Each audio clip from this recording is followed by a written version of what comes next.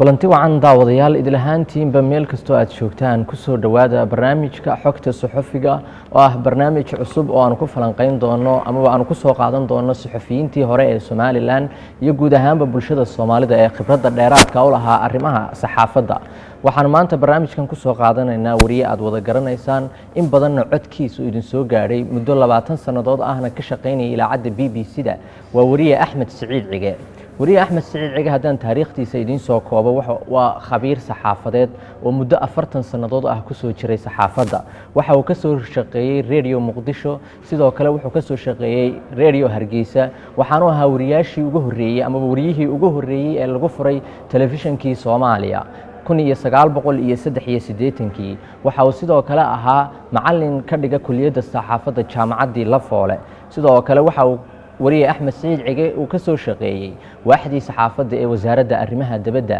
ee dowladdii Soomaaliya. sidoo kale waa 20 sanadood ee ugu dambeeyay waxa uu wariye Axmed Siciid Cige uu ka shaqeynaysan horeba idinku sheegay ilaacadda BBC-da oo uu ka tagay sanadkii hore ee 2018. kusoo dhow Axmed Siciid Cige telefishinkaas magacaygu Shaafici Ciise. Shaafici waad mahadsantahay. aad baad mahadsan tahay. Axmed Siciid Cige kolay dad badan aad bay ku garanayaan oo waxyaabihii aad ku wanaagsanayna dad badan baa aad u garanaya. saxaafadduna imka muddooyinkii u dambeeyay way badatay. waxaynu maanta barnaamijkeena aynu kaga hadli doonaa ama intii Ilaahay naga gaarsiino aynu ka sheegi doonaa bal warbixinaha iyo sida loo sameeyo. taasi aynu xooga ku saaraynaa. marka hore haddaynu falanqayn yarka guud ka bixino warbixintu maxay tahay? horta warbixintu waxa weeye de waa dhacdo, waa war adeeg, waa war iyo bixin, waa warkii aad bixinayso oo faahfaahsan. warka markaad eegto waxa la yiraahdaa waxa weeyaan waa dhacdo kasta oo sax ah hadda aan been ahayn, isla mar ahaantaasina cusub, isla mar ahaantaasina inta badan dadku ay xiiseynayaan. haddii waxay noqoto wax yar oo dee aan khusaynin dadkii bulshada inteedii badnayd oo aanay laakiin qof iyo khuseeyo dee ma noqonayso. standardkeeda marka waa la ilaaliyo. warbixin marka la eego iyo dee war way kala duwan yihiin oo warbixinta dee reportage-ka oo kale taxqiiq saxafi baa carabidana lagu yidhahdaa. marka taasoo kale waxa weeyaan waa dhacday oo markaa dee aad codadkii gelinayso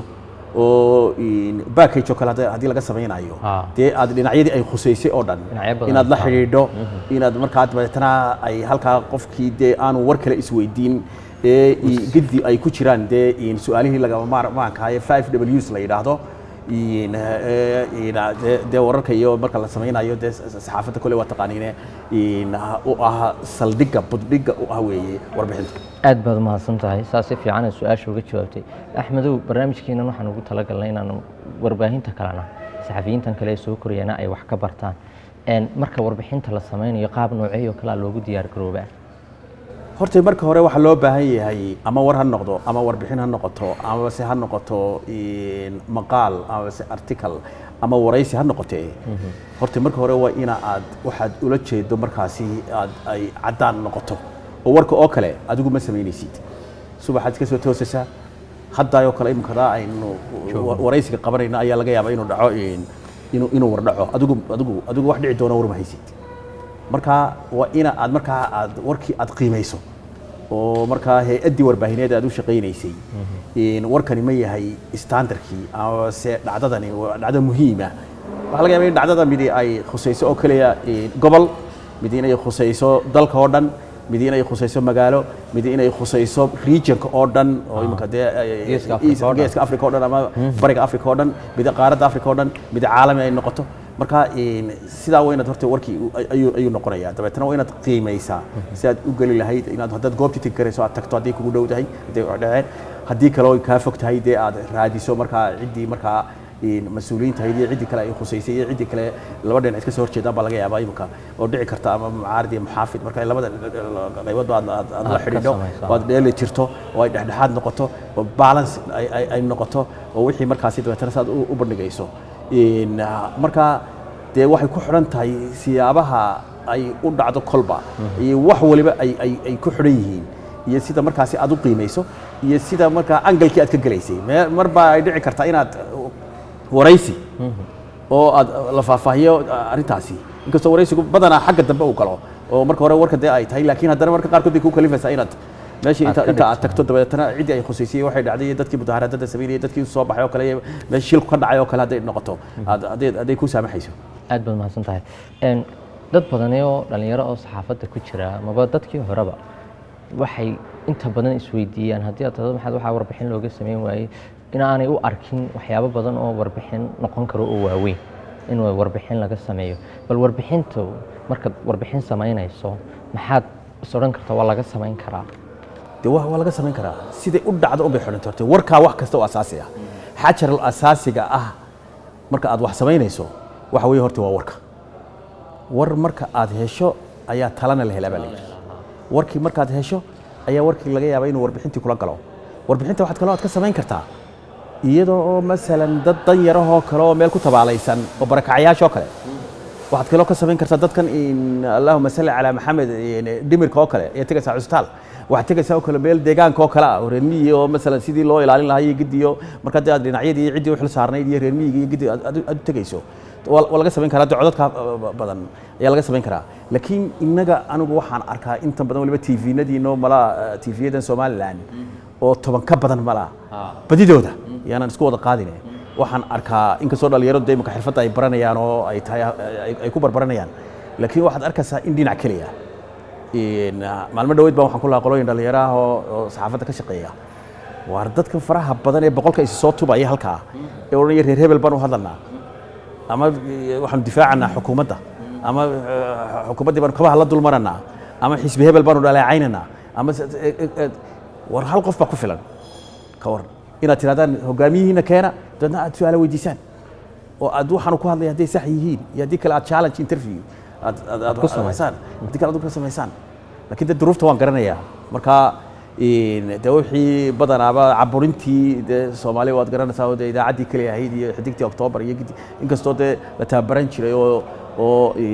dee aan la wada dhaliili karaynin laakiin haddana dee dadkani waxa caburintii iyo wixii baad moodaa marka inay furta tuureen oo marka wax walba la sheegayo aad baad mahadsan tahay axmedow warbixinahaaga markii dadku inta badan la daawado waxaa ku jirtay sidaanu ka soo xiganay amaba sida uu hadalka u dhigay kelmado noocaasiya baa ku jiray muhiimad intee leeg bay ayay leeyihiin kelmadahaas horta warka waxaan doonaya in la ogaado warka adigu ma leeyid warka waxa lagu leeyahay markaanu macallimiin tahay inaan u dhigay jiray ardayda kuliyaddii saxaafadda ee la foolay waad ka sheegay markee ugu horreysay annagana naloo dhigay caadifadaada dil kill your emotion macnii horta caadifadaada dil halkaas ka dhig caadifadaada waad jeceshay adigu warka waxaa laga yaabaa maanta in halkaas ay uu shil ka dhaco intaasoo qof oo saaxiib ahaydeen ama intii ka war ku dhinto waxaa dhici karta meel aad la socotay laga guulaysto laakiin shaqadii baad ku jirtaa saxaafadeed waxaa dhaaf ka war markaa warka adigu maba samayn kartid haddaad tagto yes oo aad meel wax ka dhaceen siday ahayd baa lagaa rabaa saasaan arkay intaasaan arkay intaasaan waxay inta ka war intaasoo halkaa jiifo meyda baan arkay anigu laakiin waxaa la sheegayaa inay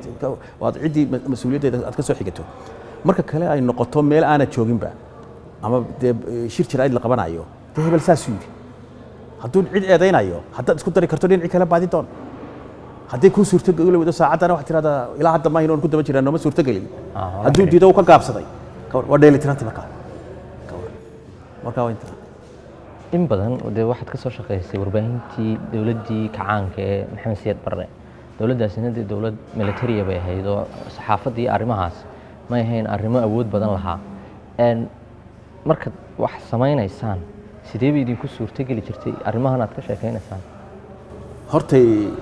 horena waa la weydiiyey su-aashaasoo dee horta one track baa la yidhahdaa oo dee markaad meel uu joogo dee inqilaab ka dhacay oo meel military qabsaday oo berigaa weliba dee waqti waa model socdo buu ahaa africa oo dhan iyo caalam saalis iyo gidi oo dee labadii qodoodii waaweynaa warso iyo nato inqilaabadanna waxaa watay xaggii shuuciga watay oo ayay ahayd wax la iska samaynayay may jirin imanka waa kuwa iska baaba lama samayn karo kuwaas ciidamada aqoonsanayso marka waxa weeyaan markaa dee wuxuu baa la samayn jiray uun madaxweynihii sidaasuu yidhi iyo xogayihii guud sidaasuu yidhi iyo kaalihii sidaasuu yidhi iyo sidaasuu yidhi kowdhadii cid mucaaridina maba jirin badii hal idaacad baa jirtay oo radio muqdisho iyo idaacadda radio hargeysa iska yarayd oo sii dayn jirtay wararka halkaasi marka la soo tabiyo ayuu haddana dib u sii dayn jirtay iyo dee xidigtii October iyo wakaaladii wararka Soomaaliyeed ee Sona ka waran marka dee waxa dadku aad u dhageysan jiray waxaan idaacadda BBC da qiimaha u yeelay bay ahayd ka wadidii marka dhinac kale ma jira dhinaca sport la sheegi jiray laakiin mid waan qiranaa wixii xunba xawaale maaha laakiin waxaan qiranaa waa meesha ragga aragtay ku soo tabarteen ka waran dadkaad aragtay imika la leeyahay annaguna aan hiigsan jirnay imika la leeyahay dadkii hore dad ay ragga wada BBC ka soo shaqeeyay iyo warbaahinta caalamiga oo dhan ee Soomaaliyeed ka soo shaqeeyay qof aan radio Hargeysa soo radio Muqdisho ama radio Soomaaliya u yiri Maxamed Ismaaciil Samatarka wadiga arkay ka waran labada uu soo maray ragii ugu horeeyay baa radio Muqdisho soo maray dadka BBC ragga ka dambeeyay oo dhan 1969 ayaan ku biiray buu ka waran markii Mareykanka qabtay marka waxa weeyaan waa lagu tababaran jiray waxaa la tegi jiray Jarmalka iyadoo hadda shuuci leeyahay ayaa haddana Jarmalka la tegi jiray oo laga soo koriyo 2 sanadood lagu soo tababaran jiray oo diblom sare ku soo qaadan jiray idaacadaha ah waxaa la tegi jiray oo kale Qaahira la tegi jiray oo aniga gaaraan tegay Training Institute for African Broadcasters la yiraahdo waxaa la Baghdad South Korea waa la tegi jiray haddana TV-ga markaan oo tababaran oo kale waxaan la geeyay Qaahira waxaan tagnay South Korea tagay waxaan tagay marka fursadaha la heli jiray dhinacyo badan waxyaabo fursadii marka dee ma jirayso balance ma jirayee laakiin dee cilmigaaga waad haysataa absolute aad baad mahadsan tahay Axmed haddaan soo qaadano warbixinihii kuugu adkaayeed sameysay ama warkii ama warbixintii kuugu adkeed aad sameyso ma xasuusataa mid aan igu adkayn ma jirto dadku marka lagu inay ku xidhan waa isbedeshay Axmed waad ka raysatay meeshii oo wadigan yara adeer mas'uuliyad baa ku saaran xaakim baa tahay 20 sanadood ama ka hor badiyay inta waliba BBC idaacada weyn ila wada dhageysanayay gidi halka aad saaranteed ummadii oo dhan ku dhowra soo ka wax dhacaan dhinacyadii ma heshaa marka waxa weeyaan mas'uuliyaddu waa mas'uuliyad weyn marka waxa weeyaan mar kastaba way ku saartay laakiin de waxa iigu darnaa aniga kuwa doorashooyinka oo dee laga yaabo inaad soo jeedo inaad ilaaliso inaad la ballanto inaad qofkii inaad warkii ka gaarsiiso waad ogtay marka waxa weeyaan ilaa labadii dhinac baad doonto haddii kale aad si kale u dhigto aad tiraahdo ilaa hadda waan ku daba jirnaa marka waxa weeye horta doorashooyinka ugu darnaa laakiin ilaaha weyne waxidka aniga igu asturo doorashooyinkii laba madaxtooyada ah saddex madaxtooyada tii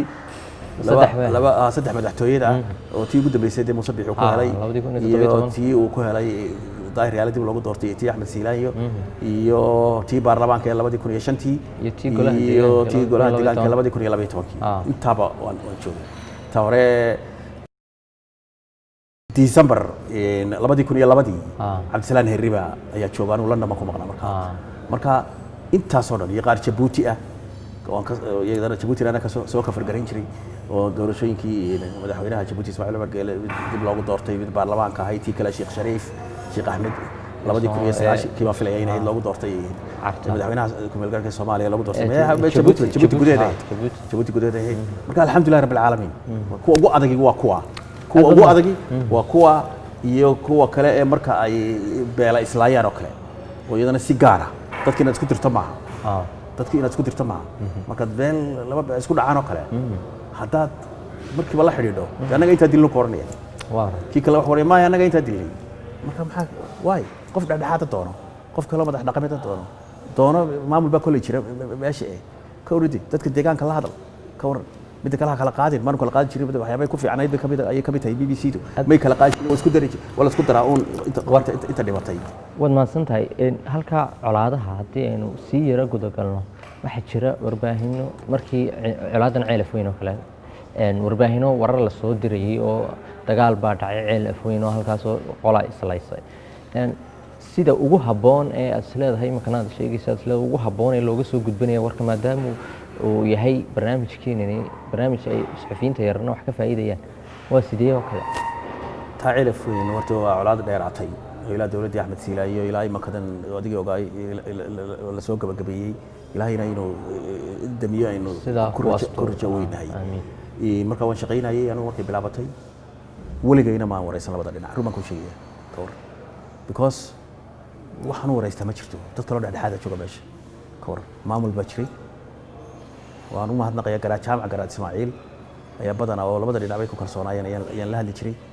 waxaan la hadli jiray oo mararka qaar kood iibi garaado ka soo gurbaday kilka shanaad garaado ka yimi Puntland kuwa kale Soomaaliland Soomaad garan maamulkii oo jooga dadkii kale oo jooga dhexdhexaadka u gurmanayay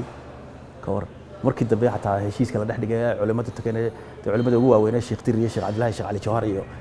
waxaan ugu faraxsanahay oo ka sheegay marka qofka ugu horeeyay la soo hadli jireen aniga markii doonayay warbixiyaan waxay oran jireen marka Axmed oo sheegto inuu ku kala in laga qalqaloocini oo saytay waa inuu sheegto waa khatar weey arrintaas oo kale markii waa in incitement wax la qarinayna ma jiraan hatta dadka qaar baa haysta in idaacadahan waaweyn iyo warbaahintu dadka isku diro dadka isku ma diraan kan idin sheegaya la isku ma diro dadka waxa ba jira wax la incitement lama ogola wixii keenay dhiig daadinaya sidii wadaweydo wixii ka dhacay Rwanda wadaweydo 800 kun baa markii idaacad kaliya ay sheegayso ku dalbanaysa dadka ay dhiirigelisay in qabaa'ilka la xasuuqo 800 kun lagu dilay lama ogola ka war laakiin haddana de warkaagii waa inaad sidii wax u dhacay waa inaad sheegtaa ka war nin toorli isaga yaqaan sidii u seexdo dhaqankii Soomaalida aad baad mahadsan tahay markii aan maanta baariyay barnaamijyadii background-ka ayaa waxaan arkay mar lagu weydiinayay BBC-du ay ku weydiinaysay in shirkii Djibouti oo madaxweyne Cigaalna aanu ogolayn cid aad kala hadasho aad weydo markii dambe ilaa iyo diyaaradda aad ugu tagtay qolyihii shirka ka yimid oo la diiday madaxweyne Cigaal uu diiday ilaa Allah u naxariistay inaanay diyaaradda ka soo degin bal warbixintaasi sidee ahayd horta dhacdadaasi 2000 bahayd ma filayaa sanadkii 2000 shirkii cartaa socday dabeedna si ay u dhacdayba waxa la yiraahdaa dad halka joogay baa la hadloo yiri waa la idin diyaar kaalaya waxba ka jirin dabeedna diyaaradii oo hawada ku soo jirta oo magaalada dul haawanaysa yaanu gaadhay anagu inaan saaxiibna ila soo hadlay Allah yarxamo oo dhintay Cabdullaahi Kubado ilaahu naxariisto oo custom ka shaqeyn jiray wasaaradda maaliyadda ha jiray jaarnayn waan carray waliba xaafad dheer baan ku jiray dabeedna airport ka tagay saxaafadii oo gidi oo loo diido la hortaagay yahay waan arkay airport-kuna sidan de xanibaada faraha badan ma jirin baadhida faraha badan gidi gudaha galay dabeedna diyaaradii markaa soo fadhiisatay ayaan arkay dabeedna luuq yar baan ka baxay luuqii markaan ka baxayna dabeetana wayna dadkan xiriir fiican la leedahay qolinka daalo waan isgaranaynay taliye xigeenka markaas Maxamed Shiilo joogay askarta lafteeda markaa saan meeshii isaga joogay aan diyaaradda hoosteeda ayaa markaa waxa la yiri ma soo degayaan I think inuu ahaa gudoomiyihii baarlamaanka Djibouti ayaa hogaaminayay iyo xildhibaano baarlamaanka Djibouti ka tirsan iyo odayaal ka tirsan shirka carta oo la markaa Soomaaliland baan doonayaan ku soo qancino inay shirka timaado iyo dawladdiisu markaa warbay soo saareen horeba waa tii la yiri loo shirkaasna ma xuseeyo ma soo deegi karaan wixii rakaab ka dajiya u socda Hargeysa hal celiyo iyaga waxa leeyahay dhulka aanu soo degnay may koon dadna intaan weydaartay salaankii ka waran ya diyaaradii in oo dhabarka u sii jeeday diyaaradda fuulay wuxuu igu xidhnaa halkan igu xidhnaa markaa suunka rekoorkuna igu xidhnaa rekoorkii wala soo baxay markaa sandeena ku wari waa BBC iyo dadna waa badag ag taagan baa la igu wari ninkii mas'uulka u ahaa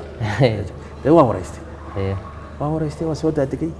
askartii way qabatay waxay ii geeyeen 3 wasiir oo taagan halka VIP bal waxaad sameynaysaa Axmed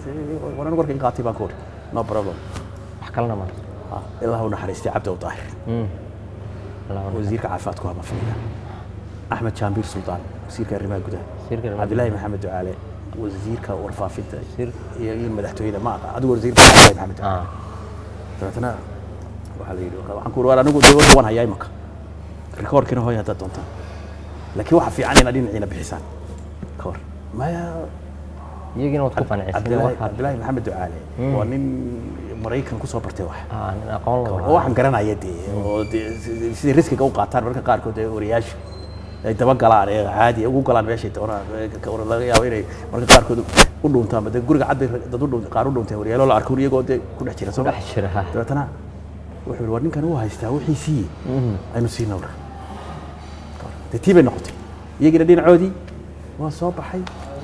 kor waxaan taxi gaariga waan qaatay taxi awootay halka masalaha baastari waxaan ma jirin iyo banaanka istaagay halka masalaha dad telefoonka toos madaxii laanta af Soomaaliya markii isu garaad ay waraystay waxay noqotay wax la yaab leh ninkan diyaaradda ka war galay fuulay ka war kolba dhinac ba loo qaatay Djibouti qaar badan baa u qaatay yiri waa la sii daayay Uganda loo sii daayay laakiin ragii markii Djibouti tagay ay sheegaan mar dambe aan isargnay qaar ba haystay ogaal lay siitay leeyma siitay ana wad baxsad ana ku tagay marka de waa warka raadinayso wuxuu ku fakirin oo maad gashid boo soo qaadatay feeras aan noqotid badii ka war aad baad maasan tahay xilligii 2000 iyo markii ay dhaceen qaraxyadii Hargeysa ka dhacay safaaradda Itoobiya iyo UNDP hay'adda UNDP qaraxaasi oo kale isagana waxa sheegtay in qofkii ugu horeeyay madaxweyne Daahir Riyaale la kulma adahay macna warbaahina iyadana say kuugu suurto gashay maadaama meesha qarax ka dhacay oo ay arintu aad u cuslay niyo horta waxaan fadhinay 29 October 2008 ha dalkan Imperial waxba uma jiro madaxtooyada wadiga arkay ha wana dabarka xafiiska Ethiopia qusuliyadana de waba isku Imperial uu ka sii xagan uga jeedaa UNDP dad saasi noogu muuqata UNDP markuu dhacay markiiba waa qarax baan si hor madfac loo gaban garan Hargeysa Soomaaliya loo sabir wala waa qarax kicitaankan kacay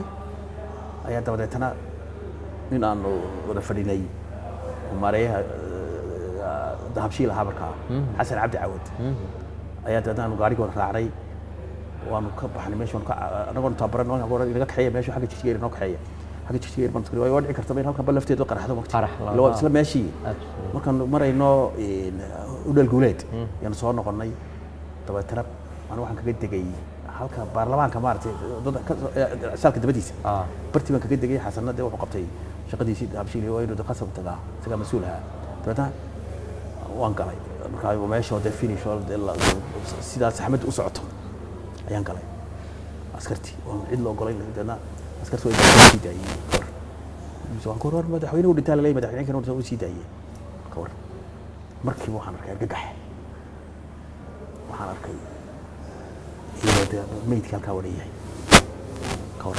meydku isbedela show markii uu madoobaada ay war uu gubanaya waxyaabo ay gudnaxdinta badneed waxa lagu kaas waa daahir cali waxoogii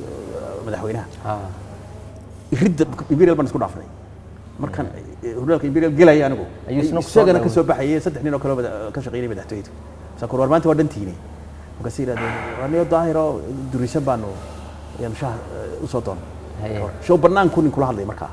in alla intii banaanka taagnay daarada oo dhintay odagii la garan leeyahay waxa ka mid ah Allah yarxamo golaha gurtida waxa ka mid ah intaas qof oo kale ayaan arkay oo la garanaya halka waxa filan oo toban ku dhintay maalintaas dadna xagga sare ayaa waxaan helay afayeenkii dadna xagga sare inuu gudbay daahir madaxweynaha waa la kulmay markaa dabeetana ka waro markaa si fiican u labisan oo dadna iyagu yiri qolka hurdada ka soo baxo iridda albaabka si markaa sirfur dadna qarax dadna iska fariistoonayeen sariirtii ku fariistay soo baxo laakiin qolka fadhiyaan ka waro Soomaalidu waa cajiib waqti hay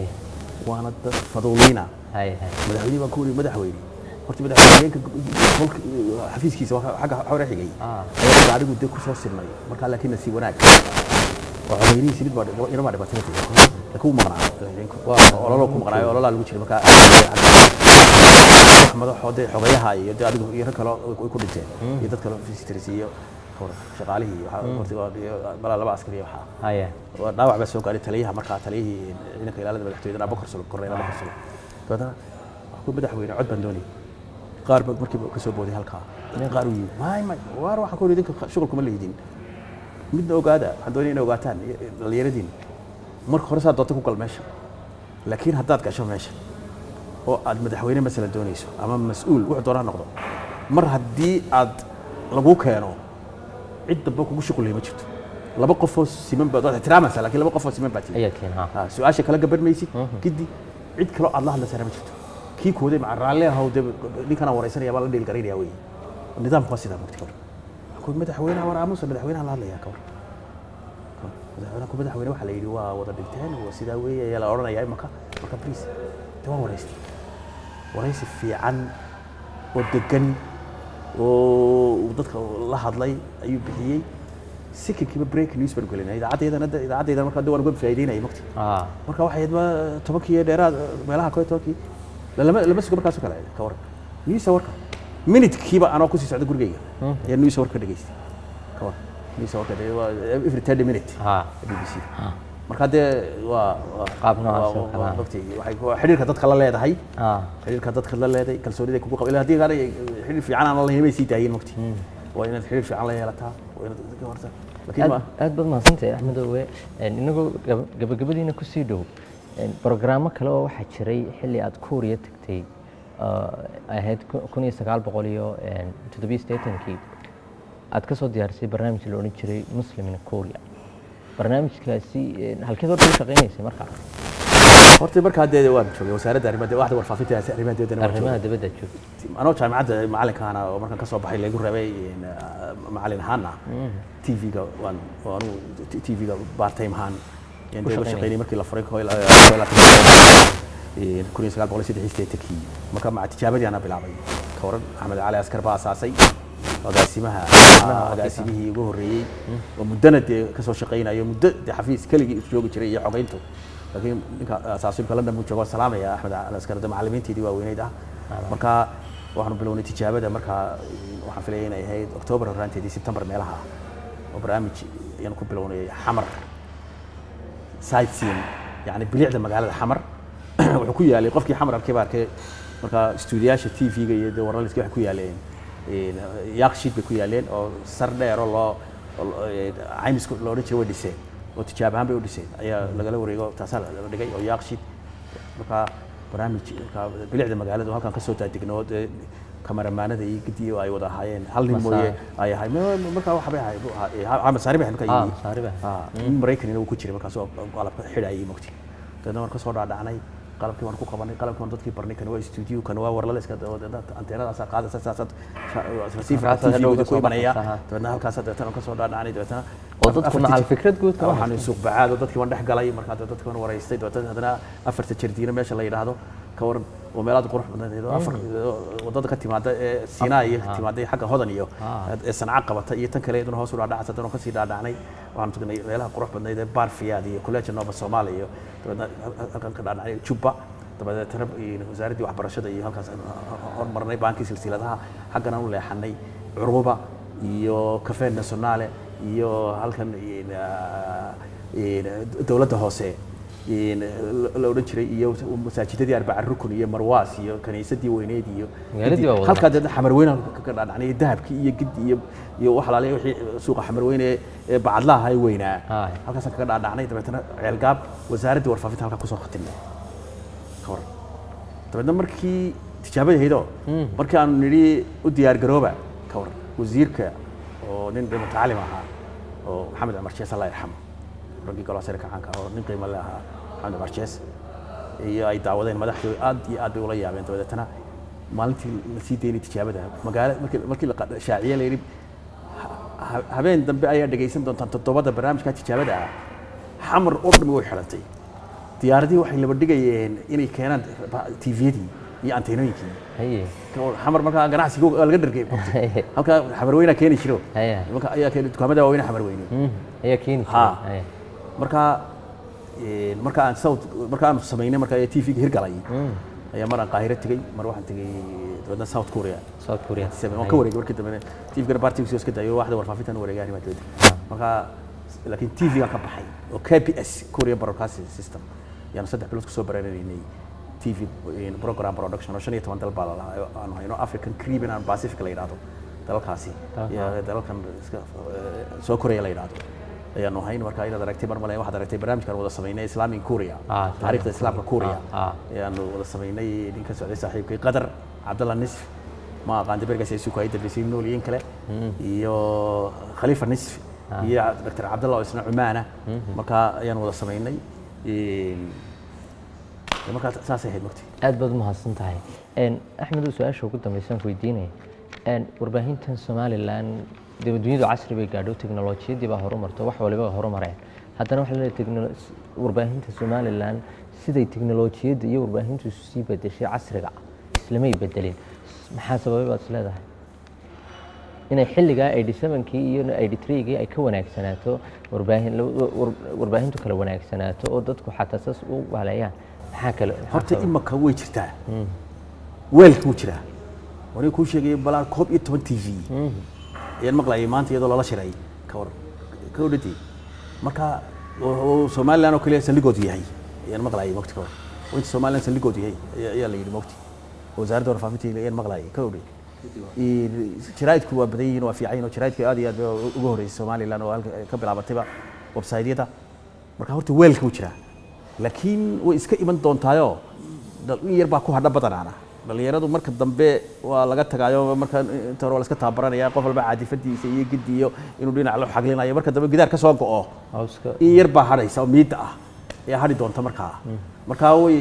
iska socon doontaa waqti nin baa waxaan ku iri maalin saaran ku soo qaadanaya aanu jaamacaddii la falo ku jirno Mareykanka yimi oo markaa ilaa doctorate soo qaatay physics jaamacadihii iyo wixii markaan diin shaqeynay markaa interview ka qaadaya jaamacadihii waxay iska noqdeen oo standardkooda oo wallahi wuxuu yidhi Axmedow waa xilliga Mareykanka 10 sano ka hor meelahaas Mareykanka markii dagaalkoodii civil war u dhacay wax waliba baabeen finish ay ahayd kumanaan jaamacadad bay fureen daaya baa la yidhi ka war weelku ha samaysmee markii dambe un batayadii wixii la hagaajiyay marka insha Allah anigu waan dhiirigelinayaa dhalinyarada waxaan yiraahdaa way iska iman doontaa ka udhadi way iska iman doontaa midda kale sultatu raabica la yiraahdaa waa sultada afraad yani waa powerka afraad saxaafadu haddii aanay sidaa ugu qaylinaynin dictator iyo balaayo nin walba wuxuu doonuu samayn lahaa aad baad mahadsantahay intaasi ayaan daawadayaal kusoo gabagabeynaynaa barnaamijkii xogta suxufiga oo aanu kusoo qaadanay daawadayaal toddobaadkan oo marti noogu ahaa